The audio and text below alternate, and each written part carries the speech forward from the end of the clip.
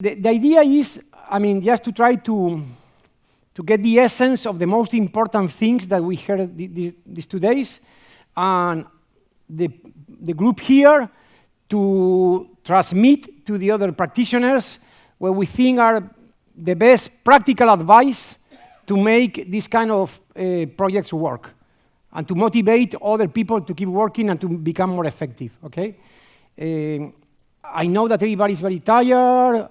Actually, the room is feeling a little hot, but I think they will do a very good job. I'm going to start with things that we heard during these 2 days, and of course, please, if you don't have anything to say, like, what they said is great already, so, I mean, but just say whatever you think that you want to transmit to them in the best possible way. Jhala was asking me, and some people were asking me if there will be space for questions, and I said, no, there's not going to be space for questions, because it's difficult enough in 1 hour just to transmit this, and in the moment we open the gate for questions, there's going to be a flood, and the energy is going to boom. So we have to live with imperfection, as I was saying, and we will do the best that we can do with 1 hour, okay? And of course, the original plan was to use this evening and the whole day tomorrow to have those questions with anybody, discussions, and to get information from maestros or other kind of maestros that are there, people, colleagues that we can ask, okay? Things that I wrote down these days. So I'm going to start with this, and then you will complement this, okay? Learn by doing, okay? I think that was said by many people. Learn by doing. So we don't need to have everything perfect and to have all the information. We learn by doing. I think that's also related to something that Mike Phillips said at the beginning. When in doubt, let them go. I mean, don't wait for the perfect individual, the perfect situation, that everybody's happy. Just start with something that is sensible enough, even if it's a risky situation. Let them go and learn from there. Be brave, be quick. I mean, Simon said that, and I think it's related to that too. I think it was Carl who said that we are standing on the shoulders of giants. I mean, the way to learn and to become effective is to identify people with much more experience and learn from them fast. And this is what we are doing here, okay? So instead of reading books, and after reading several books and papers, it's like, wow, I know how I'm going to do it. So go to someone who has done something similar and ask him or ask her how they did it and what happened. There's no room for egos, someone said. And I think that was Luis, wasn't him? I mean, Luis, I told him that what he said, it was so clear that we don't need to say it again. And it's quite a short phrase, but I think it's extremely important. I mean, we know how our world is, and our conservation guild is. So we have experts, we have people that know a lot, people that have identified with a species or a certain ecosystem, and we forget that this is not about us, this is about restoring ecosystems. Something I think that was said by Jhala is like, there's the danger of overemphasize or underemphasize this tool. Because translocation, I mean, this is a meeting about a tool. I mean, itself. I mean, the goal is not translocations. The goal is ecological restoration. And this is what we're talking about. I mean, and restoring ecosystems is extremely important right now. I mean, it's the time to do it, and we need to do it. Translocation is an important part of that. Is the best option. Sometimes we don't need it. So we don't need to oversell that, but we don't need to go to that kind of old way of thinking that, no, we only do it when this is a desperate measure. And a few minutes ago, I started getting questions from Hawaii about when to start. So don't wait too long until it's totally desperate, okay? Because the tools are there, and we can use them. Something I think that came out a couple of times, be aware that the first line of conflict starts within conservation ranks.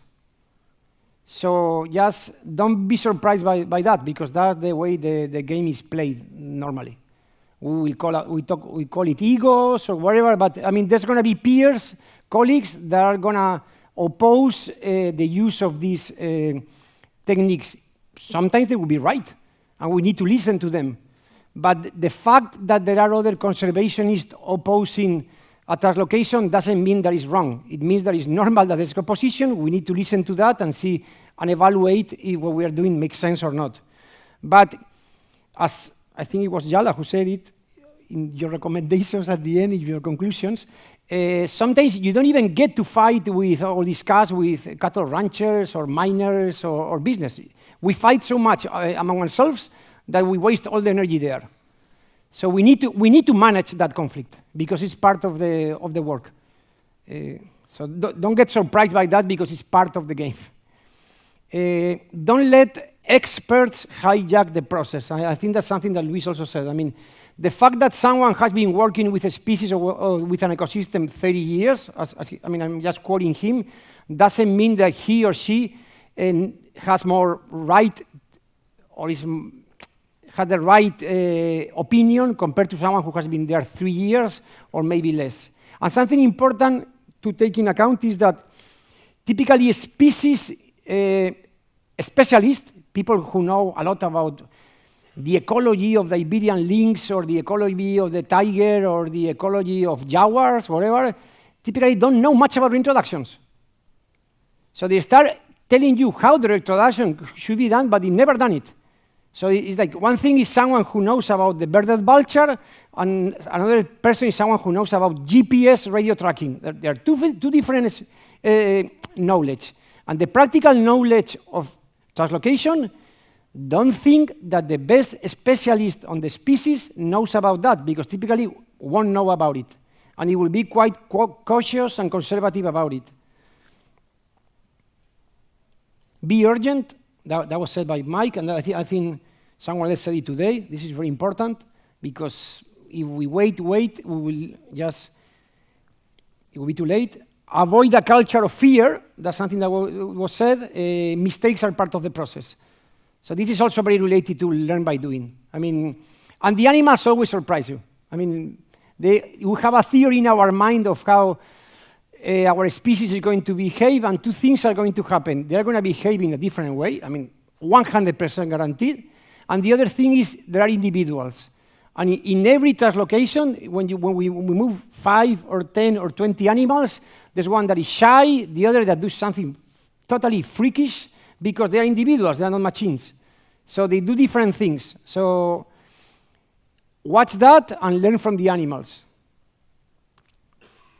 And this is something very important. Connect translocations with the material and symbolic needs of local people. I mean, the connection between ecological restoration and cultural restoration, local development, I think was very clear today. Very strongly shown in Africa, India, Argentina. So if we are not able to connect what we care about, which is typically animals or plants or whatever, with what the other people care about, which is jobs, as it was said in Africa, or is pride, as it was said in Argentina, we are not going to have enough support. So we need to connect the two things. At the local level and beyond, which means national level, all that Sofía was saying about politicians and the need to get them on board. Something that we said, often you cannot start with the best individuals. You are going to start with the best thing that you can get your hands off and build up from there and learn from there. So don't wait for the perfect individuals and don't get the guidelines trap you and the guidelines being used as a stick, as was said previously. Know the past, and that was something that Carl insisted on. I mean, we need to know the past of our species, and typically the last areas where the species end are not the best areas for the species. It's just the worst area for their enemy. So bison in Europe are not woodland animals. They typically favor grasslands. Wolves are not mountain animals. River otters are not mountain animals. They ended up there because that's where they were pushed. So if you don't have a historical reference of pigargos in the north of Spain, if you look at the map, it's like, what kind of mysterious ecological process will stop them from being there? So let's understand biogeography. Collaborate, I think it's something very important. Partnerships are critical in conservation, translocation. Something that I think was very powerful here is the need to work NGOs, the private sector, government. I mean, the more people that join the boat, the more powerful we'll be. And with this is what I have here written. Please, Deli, whatever you want to add. Okay, everything is being said by Ignacio. We can go for dinner? Yep. No. Okay, no, I still have 2 or 3 points to be said. Well, one thing is that we've been exploring all kinds of recipes for the same problems, no? So they hate cows in Argentina, more or less, but we reintroduce them. John is killing rabbits, but we also reintroduce rabbits. And then even within Europe, we are reintroducing deer in Bulgaria, but we are removing them in Scotland. So for same problems, we have very different recipes. So I think that what it's saying to us is that we have to think out of the box. And don't worry if your system, if your method is going to be very strange, because if it works, I think it's going to be fine. And in fact, we've been acknowledging that 90% of the reintroductions and rewilding is about politics and economy and everything, and 10% is about ecology. But in fact, we've been mainly speaking about technical details and not much about policy. So probably we need to get more into the policy and into the human relationship. We all need to study much more these subjects because those are the real ones. Then the second thing that I got here is that I think we are in the moment that we can really scale up our reintroductions. We can scale up rewilding. Why? Because 4 things. I think we have the technology, and we have seen, I mean, the amazing work, for example, in Africa or in Australia, all these things, all these methods, all these huge reintroductions that we are doing. So now is the moment. I mean, we have the tools to do it. I think that's no doubt for that. Also because we have the narrative. I remember 10 years ago when we started rewilding Europe, I mean, the rewilders, we were the freaks of the European conservation. And now, 10 years later, you have, David Attenborough say, we must rewild the world, or you have Greta Thunberg, rewilding is the way. So, I mean, translocation and rewilding is now under the focus, and we have to be able to use this opportunity to push forward, especially the scale up. We want many more animals of more species everywhere we can. And of course, as you were saying, these discussions about if this species was here 200 years ago or not is not helping. So I think we should also be much relaxed about what was here or not. Then, because I'm very optimistic, so the next 2, I'm not sure, but I think we're going to have, as I said yesterday, we're going to have much more land available for rewilding and to restore species, because I really believe that we are going to start to eat less meat, and we're going to relieve and release land for natural conservation, for natural protection, for carbon storage. And also, being very optimistic, I really think, or this is my experience, that there's more and more money. So the money is out there, and sometimes I think we are not smart enough, or we don't have enough knowledge of marketing tools and how, or PR, to convince all these companies, all these investment funds, all these private donors that what we are doing is great. So we have to do, I think, much better. So I think now is the moment to scale up, and we should do that, because, of course, I love this sentence, Luis, because if your library is burning, don't start to count books. So, now is the moment. And something that is being all these 2 days here is all these bureaucratic problems, all these things, all these bureaucratic things and problems with permits and everything that is blocking our rewilding efforts or reintroduction efforts. So now that it's so trendy to create a task force, I think we should create a task force to see how can we go around those blocking. And just let me put, if I have 1 minute, let me put just one example. We have in a European country whose name I don't want to remember, there was an organization that tried to reintroduce roe deer. Roe deer is a super common species in Europe, I don't know, maybe 5 million. But after a lot of trials, feasibility studies and everything, the government of these countries say, no, you cannot do that. And then this organization say, well, let's do something. Let's lease a hunting concession, and because this species is synergetic, is a hunting species, we go as hunters to the same government, and we ask for a permit to release roe deer. And that government says, okay, yes, no problem.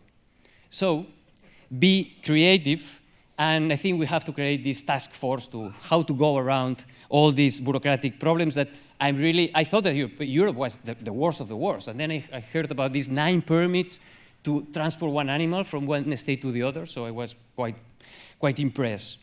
And I think that's it. Well, just to finalize, it's been super interesting, but also let's be aware that there are regions in the world that are not here. There's an amazing rewilding and restoring opportunities in Kazakhstan, all the steppes in Central Asia. Central Asia is not here, but it should be here, because in Kazakhstan, Mongolia, in China, all Siberia, you know these projects about turning the tundra into grassland. We haven't spoken much about the Gran Chaco, for example. So there are lots of opportunities to restore nature and to rewild all around the world. So, well, a lot of work to do. Thank you, Deli. Well, I'm here. I wasn't supposed to be here. I'm not a maestra in reintroductions, but I try to help whenever I can. And I am a symptom of a problem that you've probably all detected. I'm here because I'm a woman. And there's not enough women here. There was Sofía, who is really a reintroduction maestra. And this is something that was subjacent in the talks. You mentioned it. You know, we need to empower young women to become leaders of translocations and regeneration in the future. So that's one thing that I think we all have a responsibility to do, both as women, ourselves, and men. We need to help this amazing, I mean, look at the audience is half women. It's not that they are not there. It's that we need to empower. Yesterday I was talking to you from Austria and Italy and all that. It's like, wow, look at that power. Female power needs to be empowered. So that's one thing.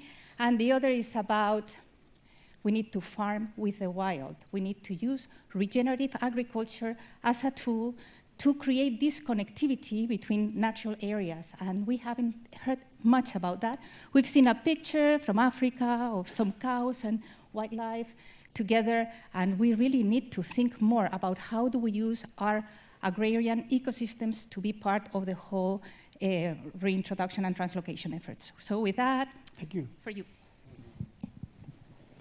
Thank you very much, and good luck at the end of the line there. He's getting paler and paler. Yeah, I think everything that's been said resonates. I don't agree with the task force. Well, certainly not in Africa, because it just complicates things generally. And heaven help us that we have to work with Australia to reintroduce small mammals, but it's coming. It's coming to Africa. So I think collaboration is key. But certainly in our context in Africa, the human explosion, the development drive is going to really put a curveball, probably different to the other continents where they might not have that same issue. So empowering young women, rural women, and also creating opportunities for young men who have nothing to do, livelihood opportunities, because those young men are masters at catching wildlife, specifically the small stuff. And they're not translocating them, they're eating them, because they don't have anything else to do, and Africa is losing all its wildlife because of that. So we need to understand, how do we make this rewilding drive relevant to them that are living in those spaces and have very little opportunities. So I think that's one of the key things that I want to put through. Leadership, obviously, is very important, but it has to be matched with good pragmatism. Planning is really critical, often starting years ahead. It was Louis that said the best translocations when you started talking about it 10 years ago. I think those are very important, but you also need to balance that with the urgent need to actually really try and keep places wild. In Africa, we've got so much opportunity to have wild spaces. We don't need to reintroduce species. We just have to protect what's there. It's a lot cheaper. It's a lot more effective, but again, we have to make it relevant for the people that live there.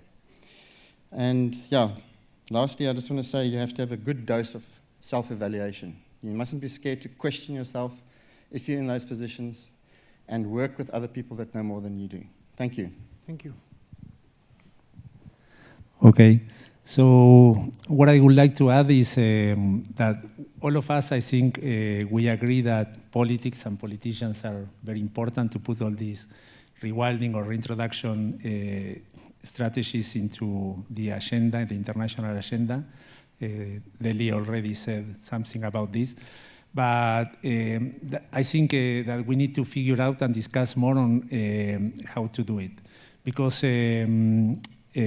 we were talking a lot about translocations, that is a mean of restoring ecosystems. But now in the international agenda, the main environmental crisis, if not the only one that we are talking, is climate change mostly. So we need, I think, to relate more restoration of ecosystems through translocations with climate change. We didn't say too much about that, but there's a initiative that is made by the Global Rewilding Alliance to link carbon sequestration and storing with these rewilding activities. They name it animating the carbon cycle. Not just for the purpose of getting fund, that is something important. We were talking now with Markus that tourism, that is how most of us work the economy in the territory, sometimes fails, like with the pandemic, so we need to find other sources of funding for these activities, but also to increase the awareness. If we can link ecosystem restoration with climate change, I think that could help a lot to put this strategy in the international agenda. And then other things that we didn't discuss so much, Jhala mentioned something about some tools, very interesting conservation tools that were developed, especially by the IUCN, like the guidelines that they are well intended, but sometimes used to halt restoration activities because, and also some other, I think, tools like the IUCN Red List that it helped a lot really to save species. But since how they measure the success, sometimes also they are used to halt restorations in a particular territory because if the species is not endangered, then it's not a species of special interest for recovering. Also the same with the IUCN protected areas categories, that they measure the success on how the protected areas are managed, but not based on the integrity of the protected areas. So that also halts the need of restoration. We need to measure the success of how protected areas are managed globally based on the integrity of the ecosystems. Because also another important thing or issue in the international agenda is the 30 by 30 movement that is also measuring mostly the success on how much land we protect, but it doesn't pay too much attention on how the ecosystem on those pieces of land that we are willing to protect is doing. So I think in next sessions we should try to see how we can give a bigger scale to all these activities and how we can deal with some documents or issues or, I don't know, politics that are kind of halting restoration. Well, I want to say that we need more leaders. Individuals are important in all these processes. We see that there are some names behind every goal we achieve. And in South America, there's very little school about restoration. We know that in South Africa, you have schools, you have universities, but we need much more young people willing to go to the field. And our bottleneck is we don't find managers that are willing to do these processes in a full holistic way. So I invite everyone that want to come to Argentina. We need a lot of people there. And the other thing is we are willing to go to the sea. There is a need to understand better how we can restore the coast and the sea. We are trying to make a project there. We were talking about sharks. We put some images. But we don't know nothing about how to recover sharks, whale, and so that is a real challenge for the future, and well, we need to talk more about that.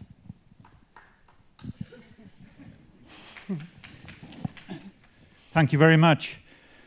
You've said it all. Anyway, there's a few comments I'd like to make, and it's quite interesting listening to all the maestros, how they talked about the value of science. They also talked about how science gets in the way. So I was left a little confused. We all need to be driven by evidence, yet we're saying that some science perhaps isn't the most useful when we're talking about restoration ecology or reintroduction biology. And I think that's very true. I think then when you're working with any species, you have to know that species. You have to know that species intimately. You have to have deep knowledge. And I think this comes from good old-fashioned natural history. It's fine having lots of PhD students looking at some arcane aspects of ecology, but you have to understand the species, its basic biology, its life history, its population biology, and also its limiting factors. But something that I thought was really quite interesting, I can't remember who said it, but one of you talked about being ruled by your gut. And I thought, yeah, I agree with that. And it's really quite interesting that when you talk to maestros or you talk to any really creative biologist, you find that they are driven by intuition. That intuition is the driver that actually helps you come up with the proper questions. And then you can look at them objectively like a scientist. So, we do need to be ruled by our gut. But to be honest with you, intuition sometimes isn't very good at all. If you were to ask some of my friends, how do you go and save the Hawaiian crow? They'd say, my gut feeling is this, and you'd know they'd be wrong. And it's quite obvious that intuition is always best when it's based upon a lot of experience. So when you listen to a maestro and he tells you, my feeling is this is how we solve the problem, you listen to them. But if it's a junior person who's just started, I think you have to be a bit more skeptical. Human beings have always been driven by intuition. And it was Sigmund Freud who actually said that the conscious comes from the subconscious. And we must always be aware of that. And as deductive scientists, we're taught to think logically, but we must also listen to those very deep feelings about whether something's right or wrong. And when we talk about science, I'm a great believer that we have to look back into time to plan the future. And ecological histories have been mentioned by several people. And I think that it's a growing area in conservation biology to look at paleoecology, so we can actually frame the future. The future is going to change dramatically, but it has to be based upon sound thinking. And we have to think about way into the future. We have to think 100 years hence, and that isn't very far.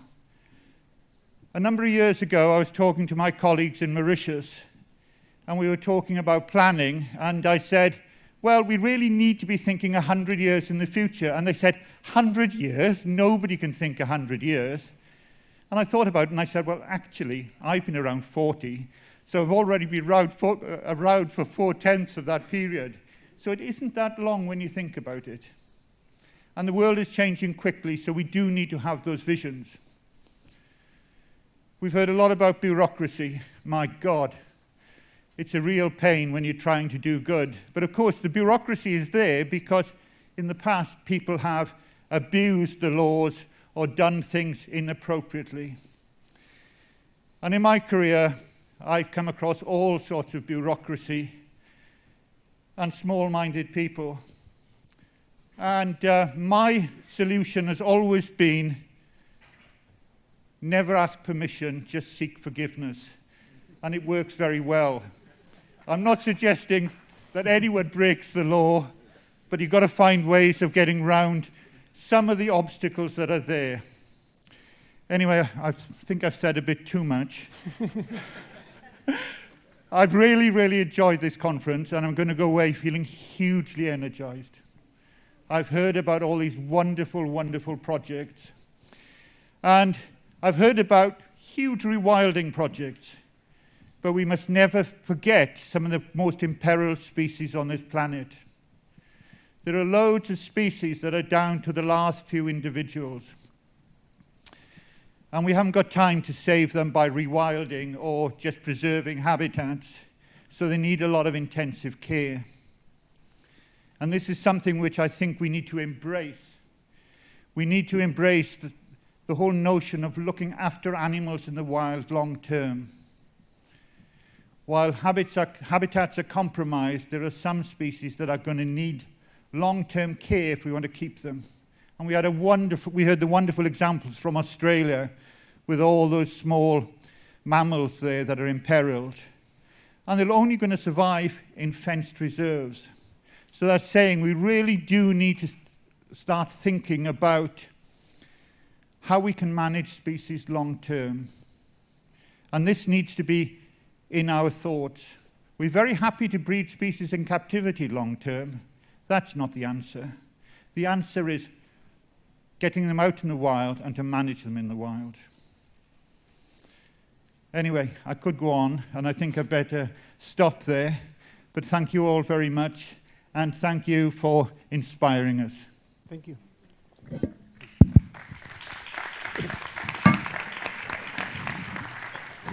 Thanks, Carl.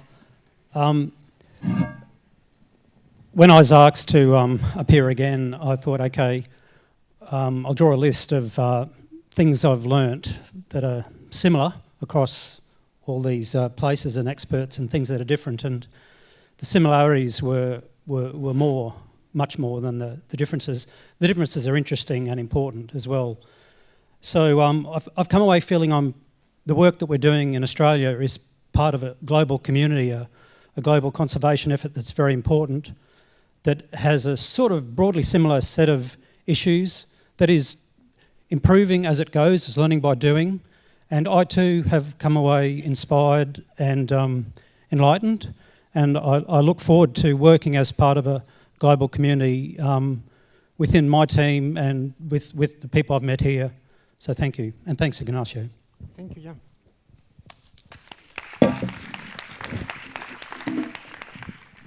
Sure, no pressure, hey? Yeah, it's very hard coming second to last. But yeah, listening to everyone speak, there's a lot of people that have stolen what I wanted to say, honestly. But seriously, I think some of the challenges that we face in Africa and I can see in India are some of the challenges that I think many of the other continents haven't reached yet. You know, Europe is probably where Africa is now, but in a different place. South America, listening to the talks today, I think something that we don't speak about as conservationists and practitioners and translocators or whatever we want to call ourselves, because not everyone here is an actual translocator. We all have more than just translocation in our job descriptions, is the rapid human population growth rate. Markus spoke about it earlier. It's something that we see in Africa, and it's something that we all talk about, but we don't actually speak about it to the right people. The politicians are not talking about it, and I think if we don't speak about it, we're going to find ourselves in a situation where we are going to have no more wildlife to translocate. And we see it in Africa. You saw the maps today. So it's not really a takeout, it's just a comment, just to maybe emphasize what Markus is saying. And the only way we're going to get around it is if we empower the people that are, breeding, basically, that are around our parks. And we mustn't be scared to speak about human population growth rate and overpopulation. But at the same time, we've also got to give solutions, and that's where the challenge is.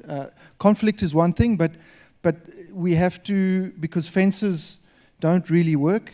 They work to a point, but that's where the solution, because we have to come to the root causes of translocation. We can't become experts in translocation because we're not actually treating the symptom. So that's the biggest challenge, and it's one even in Africa we haven't really figured out yet. I think none of us are talking about it. We're all too scared. But that's the one sort of thing. And I think coming back to the point I made earlier, the answer lies in empowering women. Certainly in Africa, women are very disempowered, and there is research and proof out there that if we can empower local women in communities, we can solve a lot of these issues, and we've got to actually go out and do it. We can't leave it up to government. We've seen how government has destroyed, well, in many parks, certainly in Africa, they just don't have the resources, and the national parks under their care are falling by the wayside. So that's the one thing. And the other big thing is also, we've seen it in Africa now, is that hunting is in decline as a source of revenue and generating proceeds for communities and making places of sort of natural places have value, whether you agree with it or not. Tourism is not the right model for most of Africa. I mean, we are probably the most practitioners in Africa, but what we are, the animals that we move is a tiny drop in the ocean to the land that is available. It's impossible to move animals and restore all the landscapes. So we have to find alternative sources of revenue for those empty pieces of land. And the only way to do it is for us to start putting a value to biodiversity and nature. And I'm not talking the value after we've translocated and restored the areas, just empty pieces of land. We have to put value to that. We have to come up with a value for that. Otherwise, we're going to lose those areas. And lose them in such a way that we actually can't restore them anymore. So anyway, those are just 2 points that, but everyone else stole my other points. Thank you, Simon. I thought I'll sit last and have the last word, and I don't have to speak much. And I'd first like to thank Ignacio and the lovely, gracious Spanish hospitality that all of you have extended. It's been wonderful being here, and thank you so much for inviting me. Just beleaguering what Carl mentioned about science. I think science is a luxury, and when species reach that level of threshold where decisions have to be made, there is no time to do science. Science takes its own time, hypothesis testing, getting information, several years down the lane, especially when you have fewer sample sizes, to come up with robust answers which are statistically significant. You just can't wait for that. So decisions have to be taken, and I think all of us are trained biologists, ecologists, and have a sense of what needs to be done on this planet. So I totally endorse what you said, that if you can do science, wonderful. If not, please take decisions at this time based on the best knowledge that you have. Common sense often prevails over science in these cases. My kids, actually I don't see very many movies, but they insisted one day I sit in front of a television and see a film called Avengers, I think Marvel Studios or something. And there was a villain in there called Thanos. And Thanos snaps his fingers and half the universe perishes. He's a big hero, in my view, because that's what you need for this planet. You are the last fortress against Thanos required. I thought COVID would be one of those. And we need to halve the world to actually let biodiversity come up. And if the world does not respect the passion and the profession that you guys and us are doing today, Thanoses will be required on this planet. So we are the last Bastille to restore the life support systems on this planet. And I compliment you for taking up this profession, which is full of passion. Nothing else, because the monetary rewards are meager. You all know that. Across the world, in my part of the world, I don't think People talk about, ecologists and people who work with wildlife are great, but when it comes to the paycheck, I think we are the lowest grade there. So most of us here, brilliant people, intellectual people, are here because there is a cause to your life, and all of us look for that cause. Because at the end of the day, you want to have a meaning. You contributed to something in this life, and this job, this profession, is something which allows you to have that satisfaction at the end of the days. And I compliment you for taking up this profession, and I think wish you all the best for doing it. Sorry about that, but anyway. The last thing I'd like to add is there will be crises in all our lives, and we'll have to make compromises and make, short of things. But there's one, with my age, this is for the youngsters here who are with us, never compromise on your conscience. As long as you stand for what is right, with the right ethics, you will always win. It might take time, but winning is a surety. And along with that winning, you will achieve the goals which are important for the survival of this planet. And with that comes personal glory. So you don't have to search and chase after your personal recognition. It will automatically come to you when you achieved your targets with conscience and conviction. All the best. Wish you all the best in your endeavors. Thank you.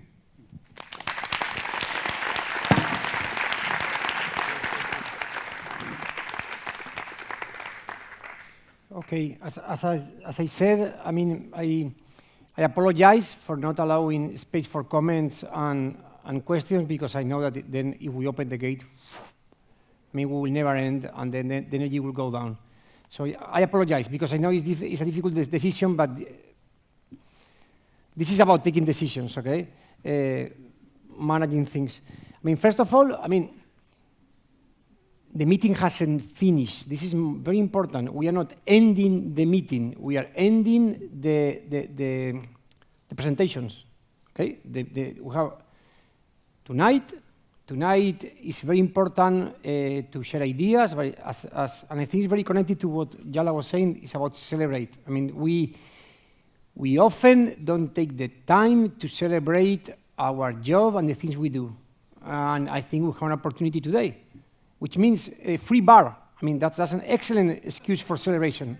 And music, what's best than people from all over the world with passion, drinks, and music?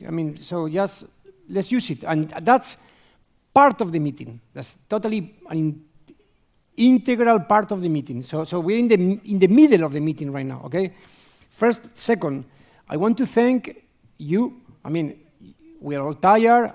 This is getting hotter and hotter every moment. I don't know if it's the tropical fish or whatever, but so amazing work. Thank you very much for your knowledge, for your energy. This is a dream come true, having you here. So please, we didn't clap at the beginning. We were like, are we clapping or not? Big applause to everybody. Okay. Okay. Okay. And to Luis, to Mark, and the other people that came out, okay? Not everybody can be here. Thank you for all your energy. It was a tough thing, but I think we survived it all right.